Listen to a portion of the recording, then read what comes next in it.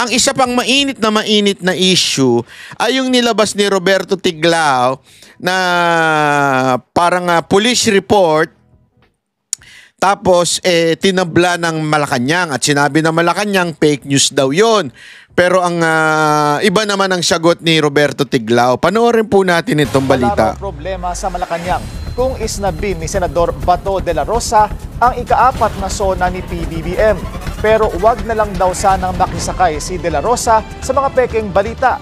Ang detalye sa agenda. Wala kang pakialam. Wala kang pakialam, Miss Castro. Ikaw talaga, Claire. Ano mo pakialam mo kay Bato? Alam mo, Miss Castro, pasensya na ha. Ang atupagin mo, yung trabaho mo. Ang trabaho mo, ipamalita ang mga supposedly accomplishment ng amo mong si Marcos. Hindi mo ginagawa yung trabaho mo. Pinakikila mo yung buhay na may mga buhay. Ivy Reyes. So, sana kung di masyadong makarating ay mapakinggan niya. Unbothered ang Malacanang sa hindi pag-attend. Ano, pakikinggan namin kasi kasinungalingan ni Marcos? Alam naman namin puro kasinungalingan na sasabihin niya sa SONA. Gusto mong pakinggan namin? Why would we listen to the lies of Bongbong Marcos? It's all lies. Everything that he's saying is lies. Propaganda. Diba? Sabi nga, BS. Anong BS? Alam nyo na yun, sa Amerika, it's BS. Alam mo mga American BS. O, diba? Puro lie yan, ba't pa namin pakikinggan? Sige nga, anong mo dyan? Palusot mo. Senator Bato de la Rosa sa 4th State of the Nation address ni PBBM. Kahapon, sinabi ni de la Rosa na may personal siyang conflict sa ilang mambabatas at opisyal ng Malacanang. Kesa pumunta siya na nakasimangot, huwag na lang. Okay lang naman po, karapatan naman po niya yan kung hindi po siya pumunta. Pero mas maganda po, sana madinig niya po kung ano ang naging trabaho at magiging programa ng Pangulo sa SONA para po hindi siya maligaw. Kasi mas maganda pong pakinggan niya mismo kung ano sasabihin ng Pangulo kaysa maligaw? Sa mga... Maligaw? Sige nga, madam. Magbanggit ka nga ng isang pangako na ipinangako niya last time na nag-SONA siya na natupad. Yung pinagmamalaki niya ang punyetang 5,500 na flood control project. Diyan pa lang mukha na kayong Di ba? Hindi totoo po. Huwag na tayo magmaang-maangan. Ano yung pinagmamalaki niya? Yung SONA, 5,500. O na flood control project. Kita mo nga ngayon? Ha? Suminga lang ang langit. Bahana. Sasabihin nyo, 5,500. Kasinungalingan. Ano pa sinabi niya? Yung Pogo, ipatitigil na. Palakpakan ng mga ulul. Tumigil nga Pogo.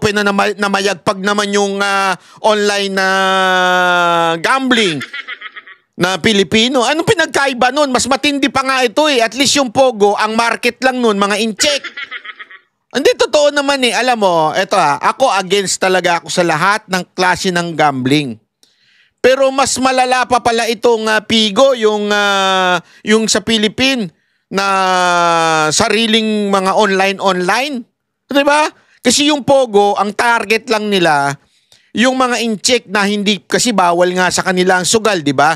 So nag-o-online sila, nag-underground.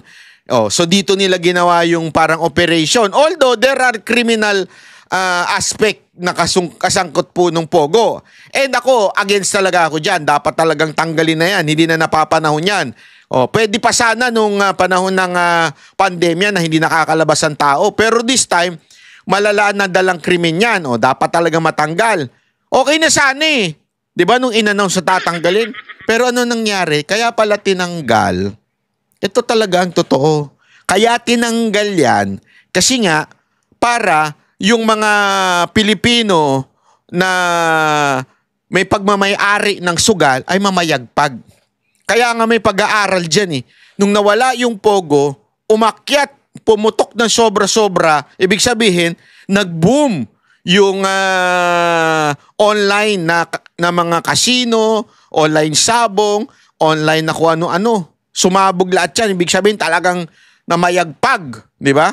Kahit wala ng pera, isipin mo mga jeepney driver, wala ng pera, nagsusugal. O yung mga fuckboy na hindi dumadami. Alam mo kung bakit dumadami fuckboy? Alam mo yung fuckboy, PAK boy. O ha? Linawin natin fuckboy. Alam mo yung mga fuckboy kaya na mayagpag yan? O kasi kailangan nila ng pera. So nagpapabengbang sila sa mga jokla. O kaya dumami AIDS eh. Oo. Hindi totoo yan. Baka akala nyo nagbibiro ko. I-google ninyo. Tumaas ang AIDS. Bakit? Ang dami nagpapabanat sa nagpapabengbang sa mga jokla eh. Di ba? Oh. Sana tignan na maigi itong online na to. Pero pinuna ng palasyo ang komento ni De La Rosa na diversionary tactic lang ang usapang pag-aresto sa kanya ng ICC para matabunan ang isyong kinasasakutan ni First Lady Liza Araneta Marcos. Tandaan po natin, ang content na ito sa nasabing fake police report ay una po natin nadinig. Kung di po tayo nagkakamali ay sa Vice Presidente. Kaya po natin nasabi noon na... Gaga ka! Ay, sorry naman. Ha? Hindi siya. Hindi siya sabi ako ng gaga. Yung pong yung mga nagpapakalat. Kasi sinasabi niya yung papakalat daw ng fake news. Kung di po tayo nagkakamali ay sa Vice Presidente. Kaya po natin nasabi noon na siya pala ang source ng fake news. Hindi! Sa makatuwid, kung ito po ay sinabi na po ng Beverly Hills Police Department na altered yung ipinakita at na-post ni Mr. Tiglao na police report, siya po ba ay sumasakay din sa issue ng fake police report? Bumuelta naman ang journalist at dating presidential spokesperson Rigoberto Tiglao matapos siyang tawaging fake news peddler ng Malacanang. Tinawag niyang palace apology. Hindi. Alam mo, ito lang yan ha. Ito kasi mga nagsasabi na nagpapakalat daw ng fake news. Alam mo, sabi nga niya dito, mukhang nagkaroon ng cover up. Alam mo, madali naman yan i-cover up sa totoo lang Ayun, may lumabas pa kahapon na sabi nagkomento daw yung tatay ni Tantoco na nanay, ni Tantoco na sinasabing hindi daw kasama si Lisa Marcos. Pero may nagsabi sa akin, totoo to, may nagsabi sa akin. Sabi sa akin, alam mo ba, Natbay, kilala ko yan. Personal kong kilala yan. Oh, sabi. Personal kong kilala yan. At hindi magkokomento ng ganyan yan. Hindi yan naglumalabas sa media. Hindi yan nagpo-post ng mga status sa social media. At higit sa lahat, hindi ganyan mag-English yan. Yan ay talagang, kasi yung nakita niyang post daw, parang English kinamatis. Pero sabi niya, hindi ganyan mag-English yan. Talagang yan, very formal, very eloquent, very hindi ganyan yan. So, sa tingin niya, merong nangyayaring cover up daw. Sabi nung nung kausap ko, nakakilala yung yung nanay. Kaya sinasabi niya, hindi totoo na nanay yung nagsalita ng ganyan. Malabo yan. Malabo yan sa malabo. And may alam na personal. Alam niya talagang yung mga nangyari doon. Sinasabi niya kagad, kasinungalingan yan. Meron sabi ko sa inyo. Si Castro at hinala niyang may major cover-up sa pagkamatay ni Response Air Paulo Tantoco noong March 8. Hindi sasama si FL sa US trip ni PBBM. Yan kita ninyo. Ito kasi, ganito yan Ganito, makinig kayo na mabuti para sa kaalaman lang ninyo. Makinig kayo. Siyempre, iba sasabihin ng Malacanang. Alam naman aaminin nila. Oo, nandun si FL. Kasama siya doon. Kinwestiyon nga siya ng mga pulis Pwede ba nilang aminin yun? Hindi, kayo. Diba? Siyempre, i-deny at i-deny nyo yan. In the side of Roberto Tiglao, pwede ba niya sabihin na, oo, peke nga ito. Siyempre, paninindigan niya rin yung nilabas niya. Yeah? Ibig sabihin, words of Tiglao and words of Malacanang. Di ba?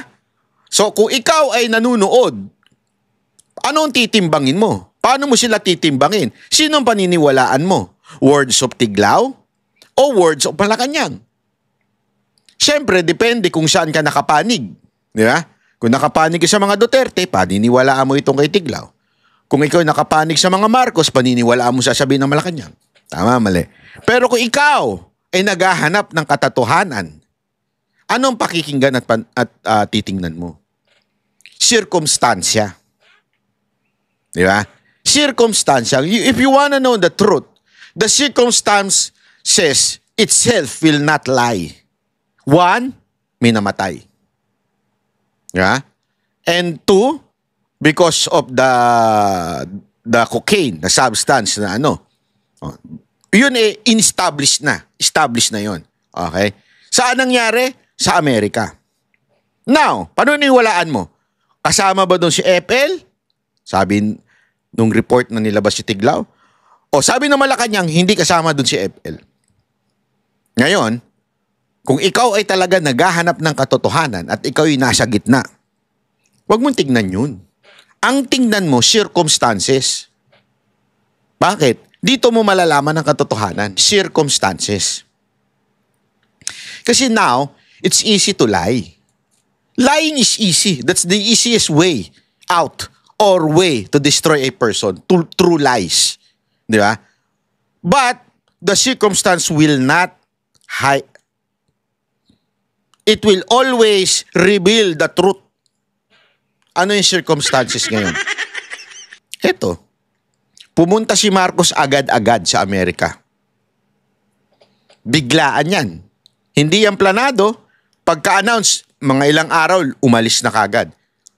Sabi nga ng isang napakinggan kong sa sobrang abrupt, nung pag-alis ni Marcos papuntang Amerika, isipin mo, days before Dizona, na supposedly nagpe-prepare sana. Di ba? Pero biglaan. First yun. First circumstance. After pumutok nito mga to, na issue na ito, biglang pumunta si Marcos sa Amerika.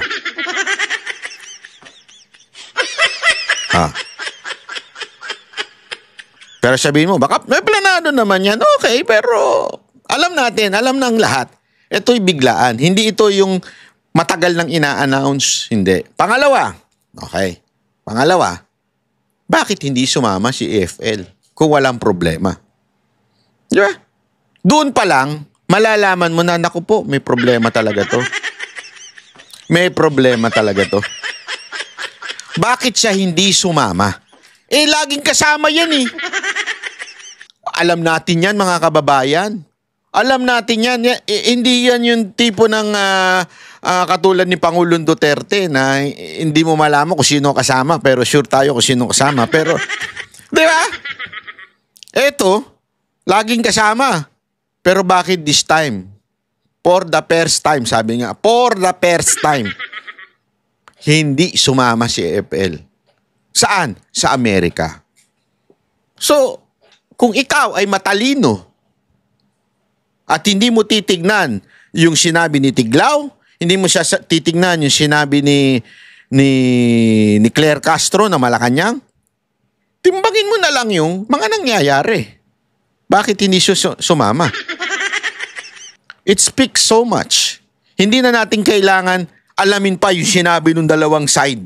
Eto pa lang, obvious na. Hindi, kayo na. Di ba? Nagkataon lang. Nagkataon, first time nangyari. Sa lahat ng state visit ni Marcos, first time nangyari ito na hindi sumama. Saan? Sa Amerika pa. Nagkataon lang. Sinong niloko ninyo? Gago! Di ba? Huwag na tayo maglokohan. Sasabihin nila, hindi kasi pumunta sa ibang bansa. Kasi pumunta sa Middle East ata ito si FL eh. Ang tanong, planado ho ba yun?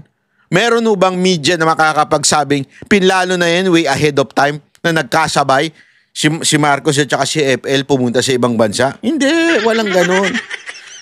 Kayo na ngayon na maghusga. Pero wala raw itong kinalaman sa issue. First Lady Maria Luisa Araneta Marcos will travel to Riyadh, Kingdom of Saudi Arabia on the 17th kahapon to 20th July 2025 on a working visit to meet overseas Filipino workers.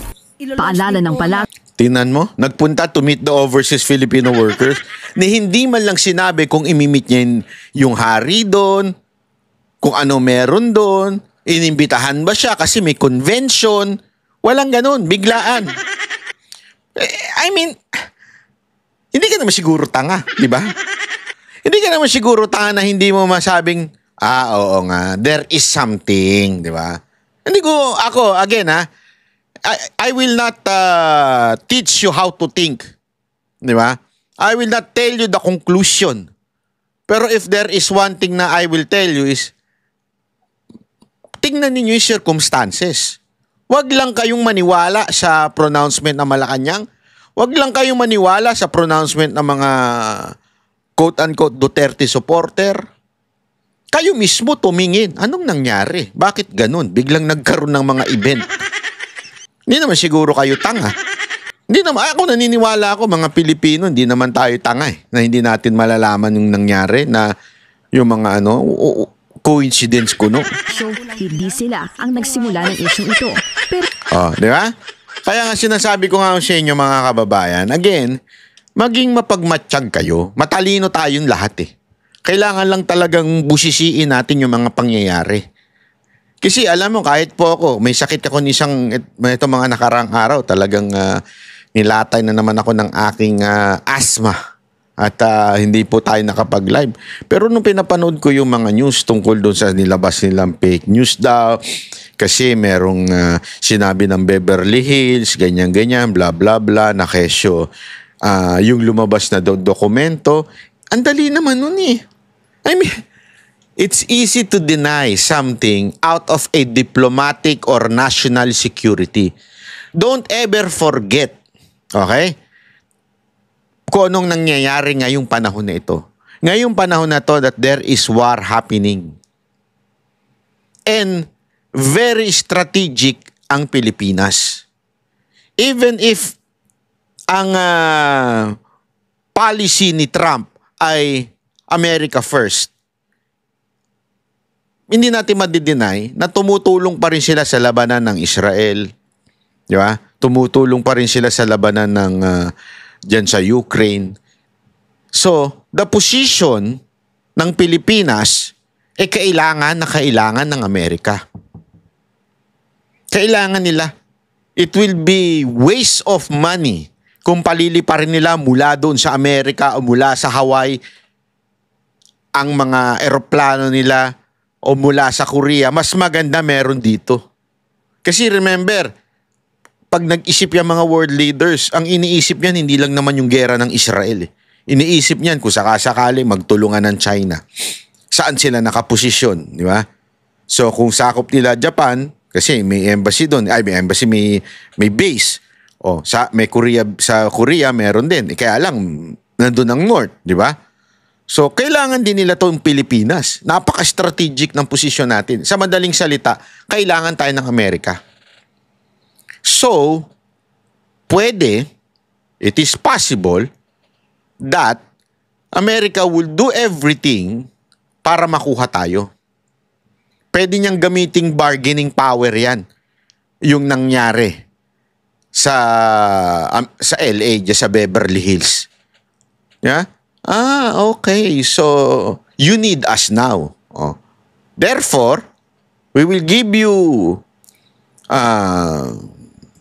safety. Ibig sabihin, pababayaan itong issue na to. Kasabihin namin, halimbawa lang ito ay maaring theory ko lang pero ito rin ang realization ng ibang mga nagsasalita dito. Pwedeng sabihin nila na kailangan natin ng Pilipinas. O sige, i-cover up namin to. Anyway, wala namang itong epekto sa bansa namin Sa inyo yan, problema nyo yan. Basta sa amin, kung i-cover up namin ito, basta malaya kami sa bansa ninyo. Dagdagan namin ng mga base yan, kung bahala ka sa amin. I scratch your back, you scratch my back. Parang ganun yun di ba? Di ba? Ganun yun Parang anuin mo na, sige, tulungan kita. Tulungan mo rin ako. Kailangan namin, di magpadala kami dyan ng isang kaderba, pero halika dito, sermonan muna kita, Marcos. Hindi, biro lang. Walang ganun. Pinupunta para sermonan eh. Parang hindi, parang alam mo, naalala ko nga yung nangyari kay Zelensky, di ba? Medyo na-sermonan siya doon sa meeting, di ba? Parang ganun ang gawin dito kay Marcos masermonan